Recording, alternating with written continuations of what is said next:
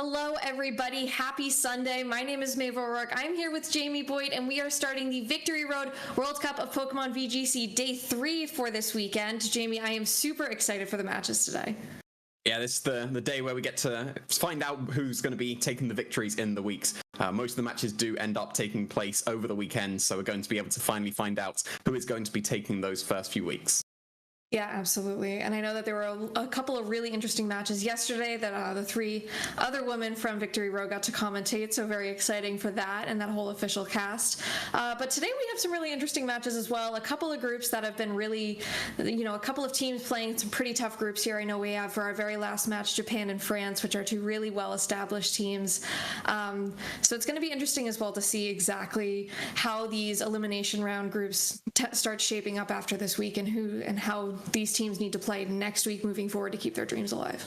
Yeah, because we do have the next round of the group stages. This is essentially the first week of a new group. So this week is going to be important to try and give you that momentum going into the next 2 weeks to secure your place to advance into the next stage. But we can have a look at the matches that we are going to be featuring here today. We're going to be starting off with Canada versus China with Ryan Loseto there versus Chen Bihuan. And then we'll move on to Puerto Rico with Xavier Alvarez versus Ji-Sok Lee of South Korea there. Moving on to Ricardo Fong from Panama versus Lo Wai-yin from Singapore, and then finally Kohei Sakurai from Japan versus Florian Henry from France.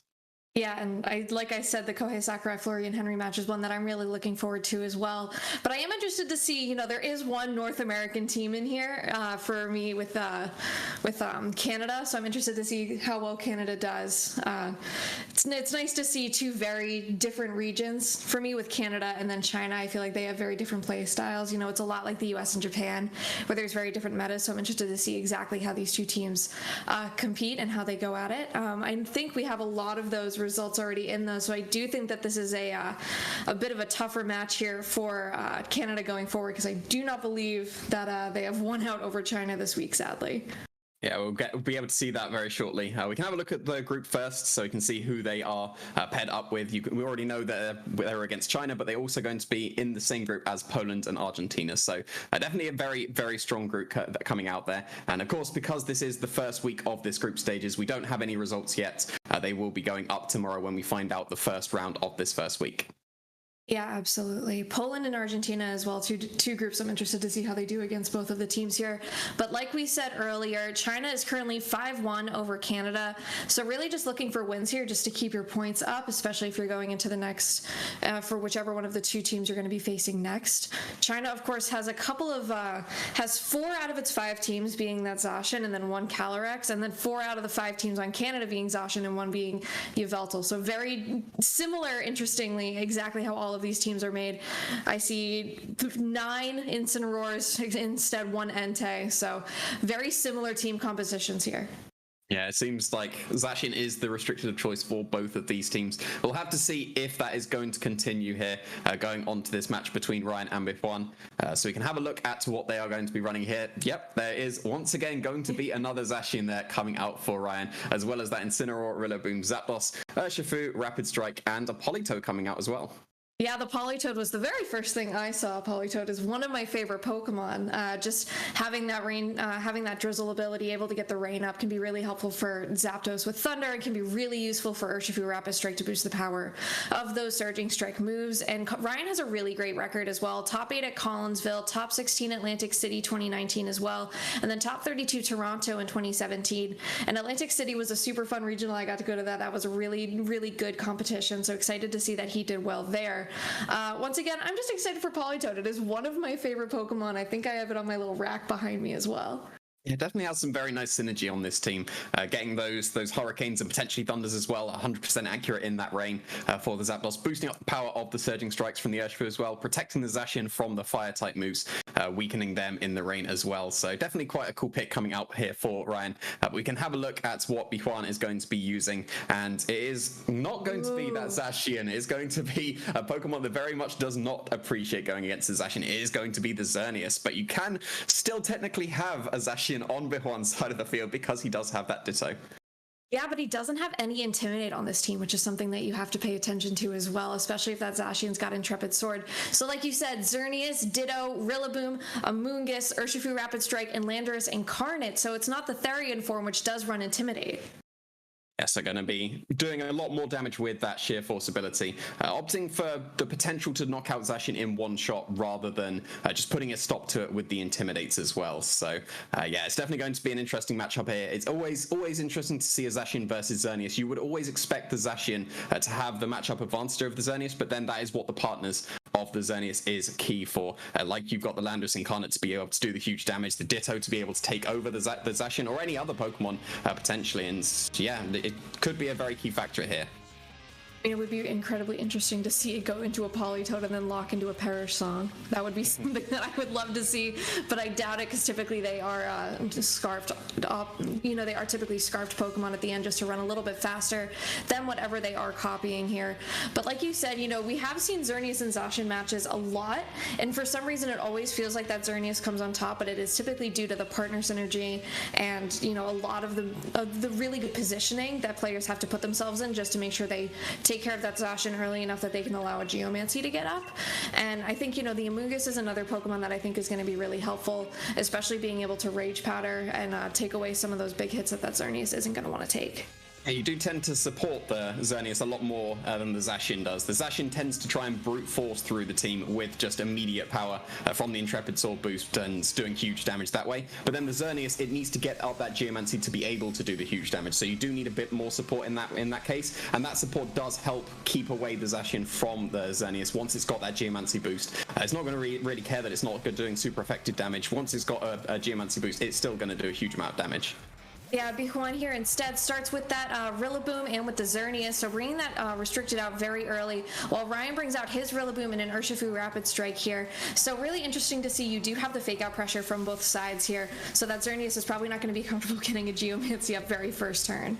Yeah, probably not here. And the Rillaboom on Bihuan's side of the field is going to be the one that sets the Grassy Surge, so most likely going to be faster than Ryan's Rillaboom coming out here. So if you want to go for the fake outs into the opposing Rillaboom, you could be doing that so that you could get your Geomancy up. Assuming that they don't speed tie between the Rillabooms, if you do have the faster one, you would be able to get your Geomancy at the cost of a Surging Strike's doing a huge amount of damage to the Xerneas. But that might be something that Bihuan is willing to go for. But on the other hand, you can put a stop to those Surging Strikes. You could always just make that very safe turn one of just trade the fake outs and then move on to the second turn, because if you do fake out the Urshifu, you would expect the fake out to be going into the Xerneas. You do need to put a stop to the Geomancy somehow, whether that is with a fake out or with the damage coming out from the Surging Strikes. Yeah, the fake out from Bihuan's Rillaboom instead goes into the Urshifu, while the fake out from Ryan's Rillaboom here goes into the Xerneas. So again, one of those kind of net neutral turns where you get the fake out so nothing really happens, but now you don't have to worry about that fake out pressure next turn, and all of these Pokemon that were faked out will get a little bit of HP back from that grassy terrain to offset some of that fake out damage.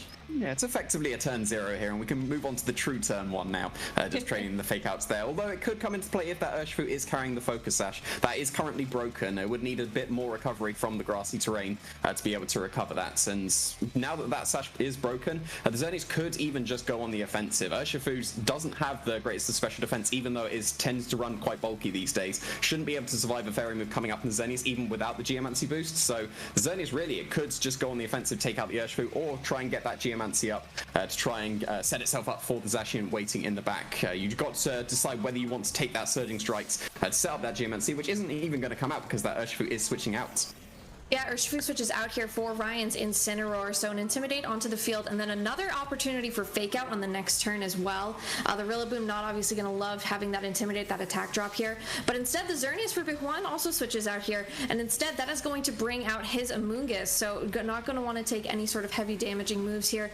Then Bihuan's Rillaboom instead goes for a U-turn onto the Rillaboom on Ryan's side, and will switch it as well. So we may possibly see all 4 of Bihuan's Pokemon here. We may only see 3 if that Xerneas comes back out, but it would be interesting to see what all 4 Pokemon are, because if it is not that Xerneas, but it is, then you could have a little bit more information on Ryan's side here.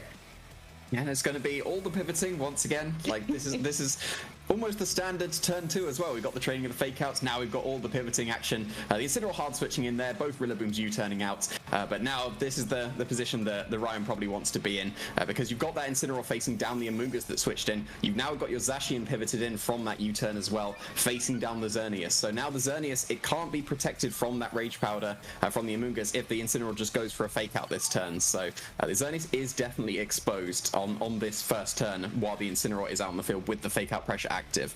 And you could read into that if the Zacian does carry something like Substitute or Swords Dance, then you would be able to get one of those setup moves going. But you do tend to drop the Substitute or the Swords Dance, which was so common previously on Zacian, for the play rough that is definitely picking up as well. So could just go for the fake out into the Amoonguss, and if you've got the coverage, just go into the Xerneas. But at the same time, any protects could come out from the Amoonguss. If the Amoonguss is carrying protects, there could easily be a double protect coming out from both the Xerneas and the Amoonguss just to burn that fake out from the Incineroar. Well, we see at least one protect here from the Xerneas on Bihuan's side, and then the second protect from that Amoonguss, Jamie, like you said. So no fake out opportunities on either of these Pokemon. The Behemoth Blade goes into the Amoonguss. They're probably predicting something like a Rage Powder, maybe a Flare Blitz as well, also into that Amoonguss, probably trying to take that out, not having any redirection worry so that it can very easily take out the Xerneas on a later turn. Not able to happen though. Yeah, now this is the opportunity to go for that Geomancy with the Xerneas. You can always just go for the Rage Powder with the Amoonguss. You'll take away that Behemoth Blade guaranteed, and it'll be quite close if it's able to knock out the Amoonguss. It has taken just some chip, and that could be crucial, because Zacian is very strong. You do tend to train your Pokemon to survive it, but any tiny bit of chip could tip that balance. Yeah, the Behemoth Blade is going into this Amoonguss slot here, so we'll have to see exactly how much damage plus this and a Flare Blitz does. It is almost enough to knock it out on its own, which would have been absolutely huge. The Geomancy here for the Xerneas will go with one turn because of that Power Herb, so that is going to boost it up very early and not have to sit through a second turn of it, but it is going to mean that it will lose its Amoonguss partner as long as Ryan went for that Flare Blitz into that slot, and then he will have pretty free reign to attack this Xerneas with things like those Behemoth Blades, unless that Xerneas can take it out early. But we'll have to see exactly what happens with his choices next turn, you know, now that he has this and he doesn't have that redirection. And the Amoonguss does go down here from that Flare Blitz. I don't believe it could have survived with that tiny sliver of HP it had left. So now Bihuan is going to have to bring out something that can protect this Xerneas and still do damage to the Zacian that is threatening it.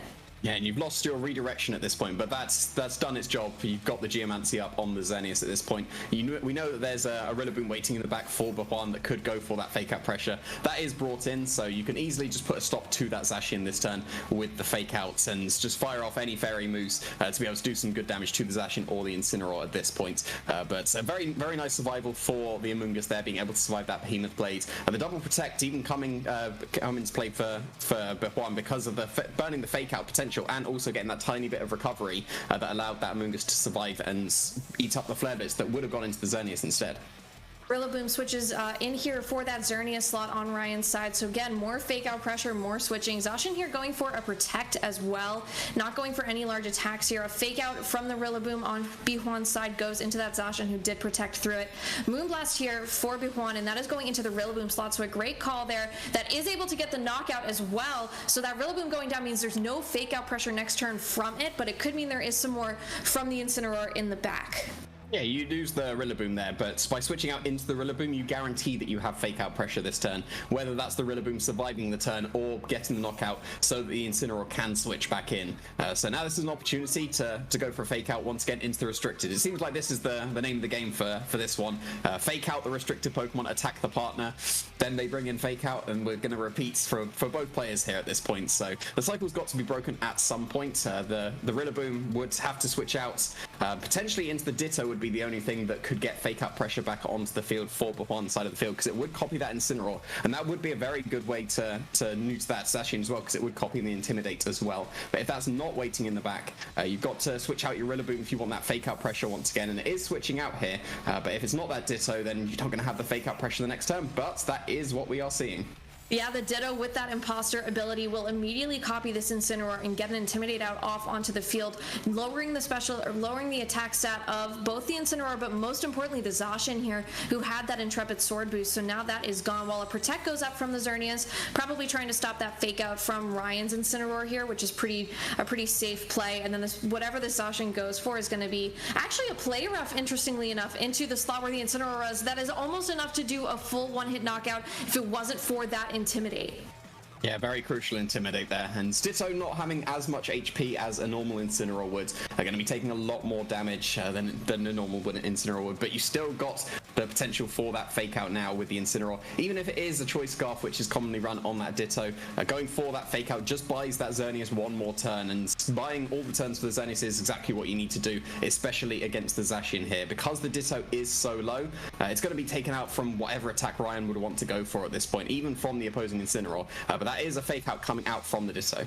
Yeah, a fake out into the Zacian here, while a Moonblast from the Xerneas goes into the Incineroar on Ryan's side. It is almost enough for a one-hit knockout, though. It only hangs on with 2 HP and gets that parting shot off, which is absolutely crucial here. Going to be lowering the special attack of that Xerneas and getting another switch in, getting a little bit more fake out pressure if it decides to switch back in at some point comfortably and doesn't switch in to take some damage, which could also happen. But it does mean that he has another option for fake out, which is huge here. Yeah, but finally, we're not going to have fake out active on the field as an Urshifu is going to be switching in. So would needs to be the Incineroar, the Ditto Incineroar switching out back into the Rillaboom once again if you want that fake out pressure back onto the field here. And so you'd be able to get that cycle going quite nicely as well. The Intimidate may allow the Xerneas to be able to survive a Behemoth Blade now that the Zacian is back at neutral. So even if you are pivoting out your Ditto back into the Rillaboom, which is what we are seeing here, you may be confident to go for the attack depending on how you've trained your Xerneas, if you train it to be able to survive that Behemoth Blade, but otherwise you're probably going to be protecting here. Yeah, absolutely. The Rillaboom, like you said, does come back in. A Detect from the Urshifu here, not trying to take any of the damage from this Geomancy, but it goes for another Geomancy here, interestingly enough. Going for a 2-turn Geomancy. I really hope that that wasn't some sort of timeout with a first move slot in Geomancy. Behemoth Blade, though, from the Zacian goes into the Xerneas slot here. That is enough for a one-hit knockout, so a really risky Geomancy play here. Not able to get any damage off into the Zacian, who just got that knockout basically for free. Yeah, and it definitely wasn't a timeout because the Ditto did switch out. So because the Xerneas was on the left-hand side for Bihuan side of the field, definitely not going to be a timeout there. But it does make sense. You've been protecting, pivoting out into a fake out Pokemon the entire time here. And if you're expecting your opponent to expect that, you're going for the Behemoth Blade into the not Xerneas slot as you're trying to catch the Protect of the Xerneas. And Bihuan trying to read into that, trying to get a second Geomancy. If the Zacian would have targeted down that Rillaboom, you would be able to go for the fake out into the Zacian and complete the Geomancy on the next turn. So very risky play, but not coming off here. And the Zacian's still strong enough to knock out that Xerneas even after the Intimidate. So you are still able to get your own Zacian at this point. So you have copied it with the Ditto. So we'll have to see if there is a Choice Scarf on that Ditto, or if it's not carrying that and it is going to be coming down to speed ties. But you lost one's restricted, you managed to get another. Yeah, the Zacian goes for a Protect here on Ryan's side. A second Detect from the Urshifu, but it does not go through. Fake out instead from the Rillaboom onto that Urshifu slot. And then a Behemoth Blade from Bihuan's Ditto Zacian goes into the protected Zacian on Ryan's side, and that is not able to do any damage through that Protect. Yeah, it makes sense going for the double protect there if you're expecting the fake out from the Rillaboom, because you try and mitigate some of the damage, and if the play rough did go into the Urshifu slot instead, you've got a chance of putting a stop to that. And now it's going to depend on how the Rillaboom and the Urshifu have been trained here, because that Ditto is sitting very low, could be in range of an Aqua Jet coming out from the Urshifu. So if that's able to fire up before the Grassy Glide of the Rillaboom, that's probably going to be game over at this point. But if the Rillaboom is faster, you can get that Grassy Glide off before an Aqua Jet, but the Urshifu is the one that is moving first. Yeah, the Aqua Jet comes out first from that Urshifu here. That is enough to knock out the Ditto Zacian on Bihuan's side. And now this Rillaboom goes for that Grassy Glide into that Urshifu slot. Also not even enough to knock it out here. That Intimidate from that Incineroar was really helpful there as well, but it still wouldn't have been a knockout otherwise. So right now Bihuan's in a really tough spot. I don't think he's got enough to move forward from this. Yeah, you've got fake out pressure once again onto Ryan's side of the field, onto that Rillaboom. Even though it is sitting very healthy and Ryan's Pokemon are still very damaged, there is that Zacian waiting in the back. And yeah, 3v1, a Rillaboom's probably not going to be able to do it here. But one is going to forfeit this game, and Ryan is going to take the first game. Yeah, absolutely. A really great game here by Ryan. My first thought, though, for Bihuan was why didn't he bring that Landorus? Because I feel like that Landorus Incarnate could put in a lot of work and really help him out here. There was a lot of positioning in that game, so there wasn't enough turns of just big damage. A lot of it was really just switching in, getting your fake out, getting the Intimidate cycled, putting yourself in a better position moving forward, but not getting enough damage off in the interim.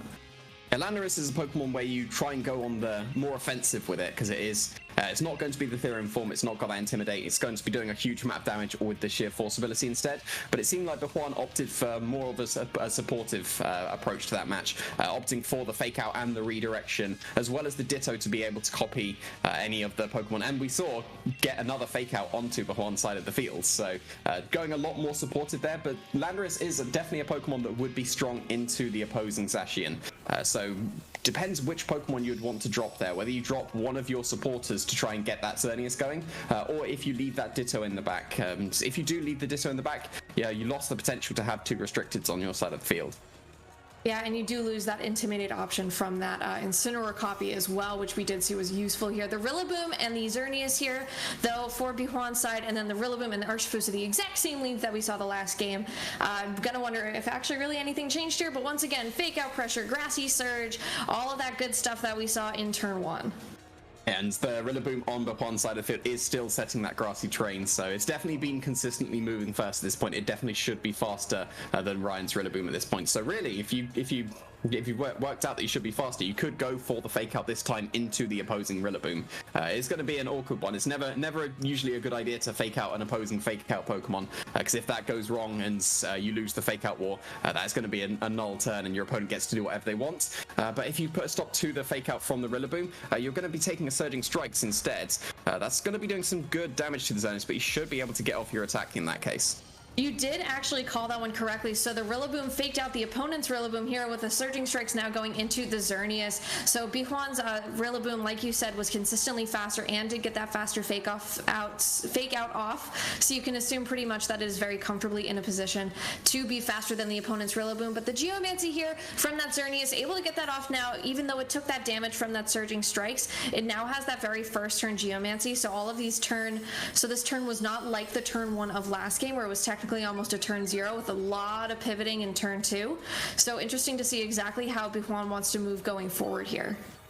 Yeah, and now you've got that Xerneas set up straight away. It can be going on the offensive immediately. You do have to worry about the priority that can still come out from Ryan's side of the field. You've got the Aqua Jet on the Urshifu, and you've still got the Grassy Glide on the Rillaboom as well. And you did take quite a bit of damage from that Urshifu, but it was quite a slow Xerneas as well. The Urshifu did go for the Surging Strikes before that Geomancy was activated by that Xerneas, so it's going to be a bit of a bulkier Xerneas. So may be able to survive the attack of the Grassy Glide and Aqua Jet into the Xerneas if that is what Ryan wants to go for. Instead, though, Bihuan goes for the Protect here, possibly trying to take both of these moves and allow his Rillaboom to go for something powerful. Urshifu instead goes for a Detect here, not going to want to take any Grassy Glides from Bihuan, but the Ryan then goes for a Grassy Glide into the Xerneas with a U-turn from Bihuan's Rillaboom going into the opposing Rillaboom on Ryan's side and going to switch out there. Sorry, we had spoken about the speed tiers of the Rillaboom, and for some reason I thought the Grassy Glide was from a side Grassy Glide, which would have been a very strange play here. While the Amoonguss switches out, allowing redirection and a really nice switch in here without any fake out problems on Ryan's side. Yeah, so quite a nice pivot into that Amoonguss now. You're not a threat by the Urshifu anymore if you just go for that Rage Powder. The Rillaboom can still hit the Xerneas at this point because it does bypass the Rage Powder with its Grass typing, but you've still got even more recovery onto that Xerneas now. It was put below half with the previous Surging Strikes, but it is slowly recovering that HP. Yeah, absolutely. We'll still slowly be recovering that HP, but if it does have something like a Pollen Puff as well, it's going to be really helpful to heal up its partner. Incineroar switches out here, getting that Intimidate off onto both of these Pokemon. Rage Powder, like you said, goes for from this Amoonguss. Won't have any effect on the Rillaboom here, which does go for a Grassy Glide into that Xerneas slot. Does a pretty good chunk of damage, but doesn't get it down into the bottom 25%, so it will be able to take one more of those. The Moonblast, though, is enough to knock the Rillaboom out here, which was at about half health from that U-turn that it took prior, and also that Fake Out. So that means now that there is one less fake out user on Ryan's team, and this Incineroar is going to be the only thing that it has left to get those fake outs off. And that looked like it would have been very close if that Aqua Jet would have been able to take out that Urshifu, but the Grassy Terrain may have put it out of range of that at this point. Interesting going for the Moonblast as well into the Rillaboom. With the damage it had taken from that U-turn, most likely going to be in range of a Dazzling Gleam, and Urshifu is definitely going to go down to that Dazzling Gleam as well. So maybe that Xerneas is only carrying Moonblast as its offensive move. We have sometimes seen Dazzling Gleam drop for substitutes instead. do probably have enough HP to go for a substitute in this case, but then we're in the position we were in that previous game as well. The fake out is active for the Incineroar, so you could just go for the fake out into the Amoonguss, get the Behemoth Blade off into the Xerneas, but then Bihuan just went for that very safe double protect, and now that the Rillaboom has been taken care of on Ryan's side of the field, there's no punish to the double protect anymore, because you can't even switch out your Incineroar back into your Rillaboom to try and get some fake out pressure the next turn as you catch the double protect. So Bihuan's just going to make the very safe play here and get that double protect off. Yeah, double protect. The fake out from the Incineroar goes into that Amoonguss slot. The Behemoth Blade as well is going to go into the Xerneas slot on Bihuan's side. So very safe play. Going to have that opportunity for the next turn just to go for something like a Rage Powder and then another really strong move here, or even something like a substitute if it is carrying that, like you said, because that Dazzling Gleam could possibly be dropped, as we have seen that a little bit more, as Xerneas has been favoring single target moves this series. Yeah, and now we saw the Amoonguss survive the Behemoth Blade in the previous game. You should be able to just go for that Rage Powder once again, survive the Behemoth Blades, have to get the attack from the Incineroar into the Amoonguss as well, and you get your attack off with the Xerneas. We did see the Incineroar survive that +2 Moonblast as well. Incineroar do tend to be trained to be able to survive that attack. So I wouldn't be surprised if that is the move of choice once again we see, and the Incineroar would be able to survive. But then maybe that tiny bit of Flare Blitz recoil could be taken out, but there's no Rage Powder there. No Rage Powder, but a one-hit knockout on that Incineroar from that Moonblast here. Zacian goes for the Behemoth Blade. If this is into that Amoonguss, that was a really risky call, but a really well paid off one. Instead, of course, goes into that Zacian here. Is enough to knock it out, but that Amoonguss will now sit on the field. I wonder exactly what his play was here. If it was something like a Pollen Puff to try and get more, instead of Spore, which is really interesting here. The Spore here is going to knock out this Zacian on Ryan's side. So now Zacian may be asleep, but if there is that Ditto in the back, you're copying a Ditto, or you're copying a Zacian here, which is a really nice move. Yeah, that play makes a lot of sense if you've got that Ditto waiting in the back, because the Zacian is on the correct side of the field for that Ditto. It is going to be coming in here, and it is going to be copying that Zacian, and now it's going to be sleeping as well. You don't need to worry about it at all, and now you've got a Zacian that's going to get +2 here, because you're going to be copying the Intrepid Sword that the Zacian already had, and then you're going to be giving yourself your own Intrepid Sword. So now you've got your +2 Zacian against the opposing sleeping Zacian and an Urshifu. You know that you have play rough as well. That's definitely going to be enough to knock out this Urshifu. So actually a really nice play there coming out from the Amoonguss, not going for that Rage Powder. The Xerneas did what it needed to do. It managed to get the knockout on that Incineroar. So a very crucial knockout, taking out that Incineroar that was able to survive in that first game. But now you can just redirect with that Rage Powder and just go on the offensive with your own really powerful Zacian.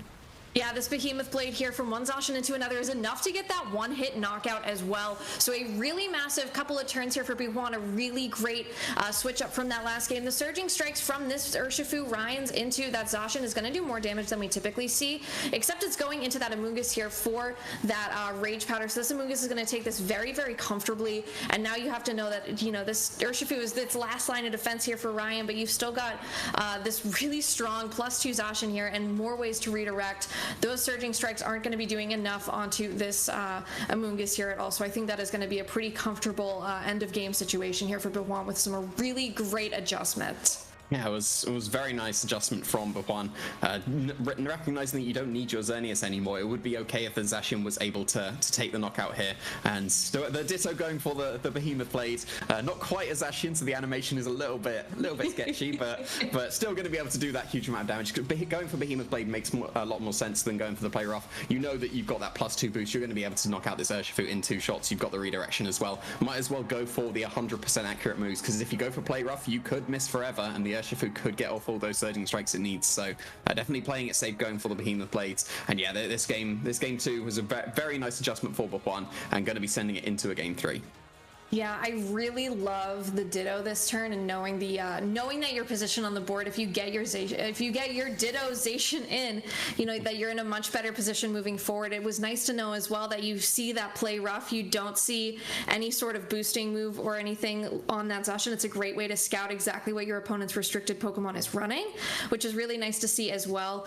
But what a great setup there, going for that a little risky but pretty well thought out at that point. Fake out into the opposing Rillaboom to allow your Pokemon to get its Geomancy up. Knowing that you can take those hits from that Urshifu on the opposing side, I think was a really great turn 1 adjustment, and it completely changed the tide of the game, because then you couldn't switch out your Xerneas turn 2. You didn't want to, and unlike the last game where we saw all 4 Pokemon switching on that second turn. Yeah, so definitely needs to be adjusting for Ryan's side of the field.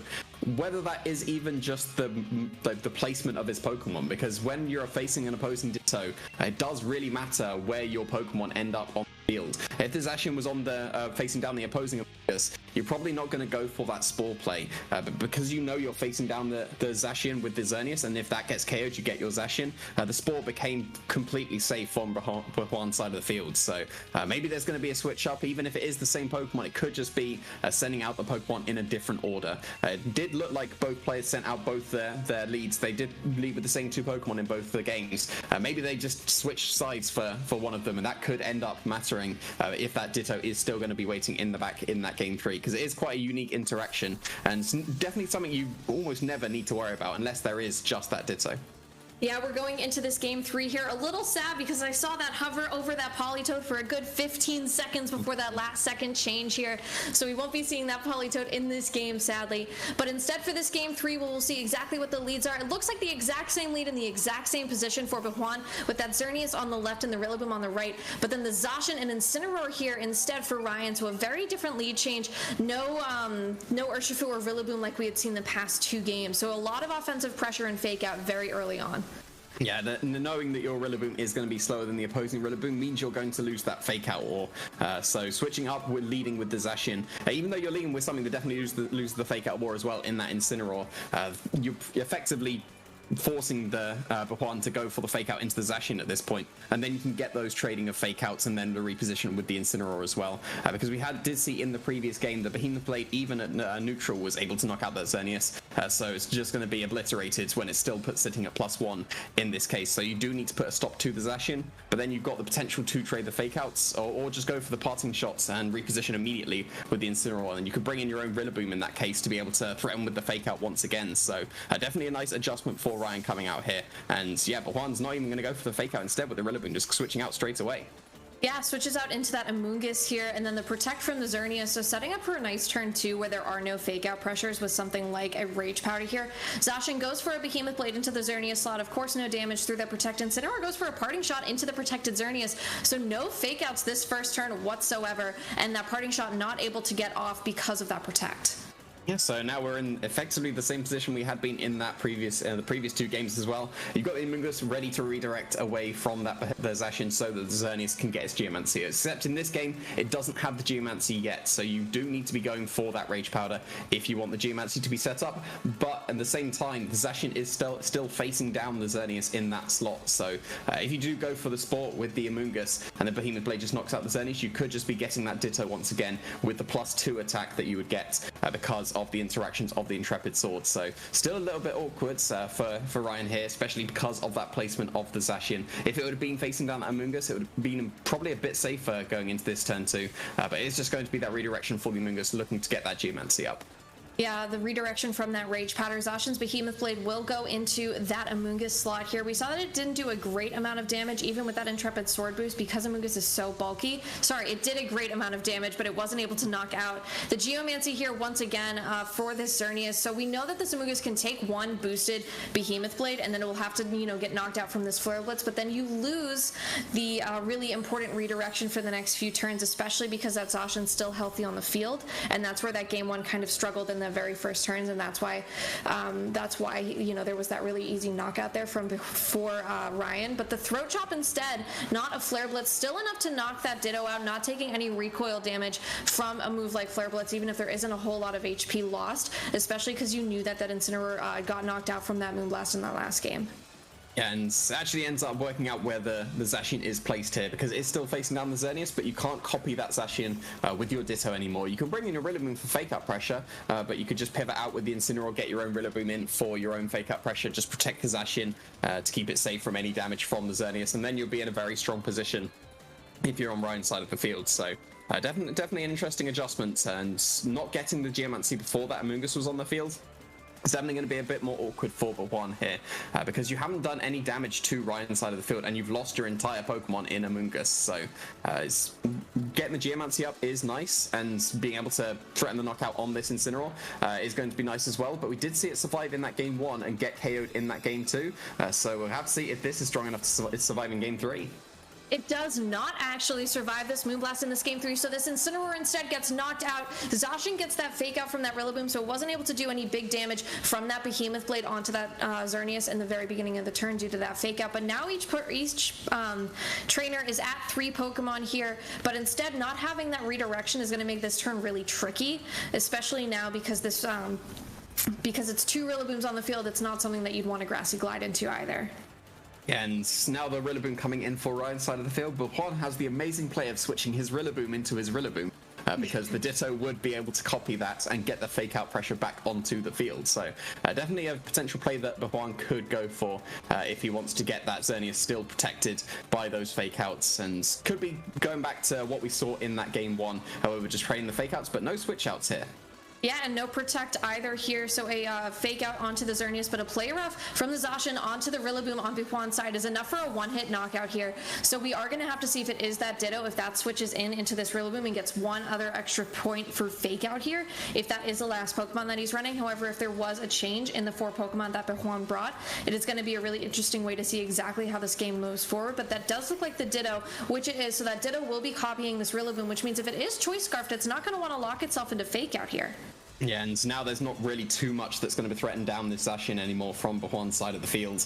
Even if it is not going to be Choice Scarfed and could freely change up its moves, you're not going to be doing too much damage with those grass type attacks. You haven't got any chip onto the Zacian at this point, so it's easily going to be able to survive any Moonblast that's going to come out from the Xerneas. So actually selecting the Zacian in the left slot ended up working out because there was no opportunity for Bihuan to copy that Zacian with the Ditto when they wanted their Xerneas to be set up with Geomancy as well. And yes, you could just even switch out your Rillaboom at this point just to reset the fake out if you want to be putting a stop to the Xerneas from being able to go for those Moonblasts. Keep the Zacian a little bit safe here. Urshifu is a fine switch in. It's not going to be able to do too much damage because the Rillaboom is going to threaten it too much. But really, you just need to protect the Zacian like Ryan is doing. Get that Rillaboom back onto the field for that fake out pressure. But actually, no, the Xerneas is going to be going for a substitute here. Very, very brave play in front of that Zacian.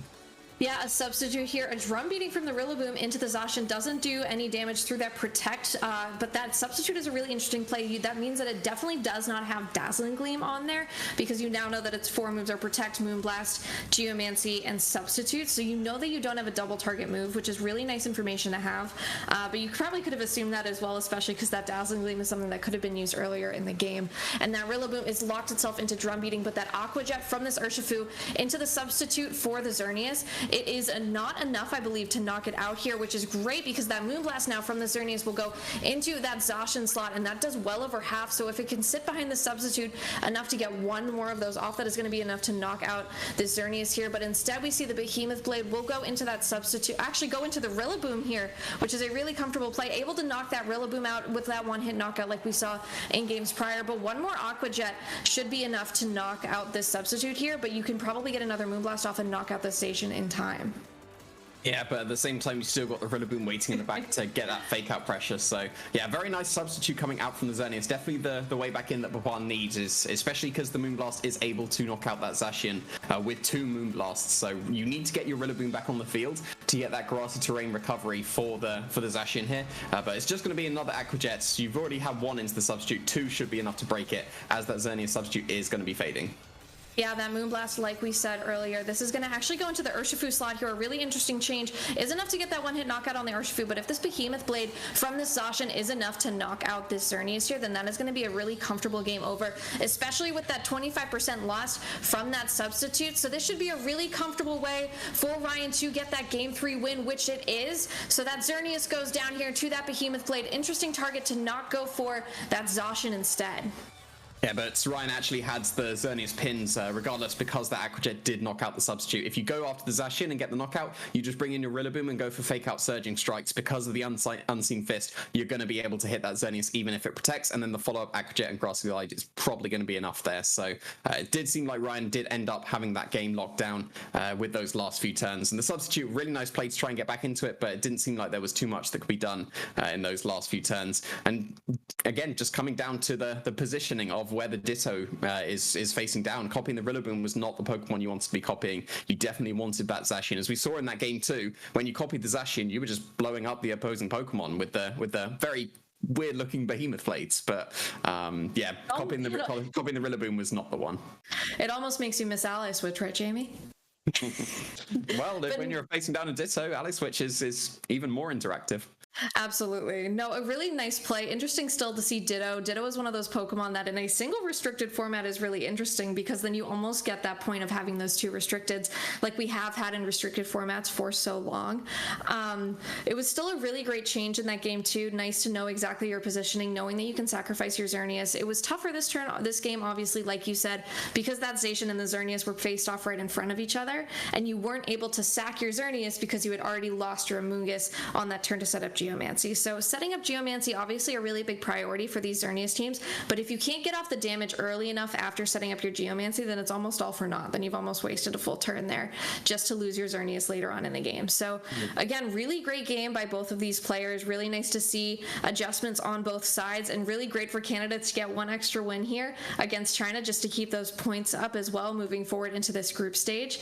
We will be right back though with another game, which is really exciting. So please stick around, and I'm sure it'll be a really great game for, whichever players come out. But Jamie will be back with me later for a really interesting match, I think, at the end of the day. But I will see you guys with JJ Kuhn right after.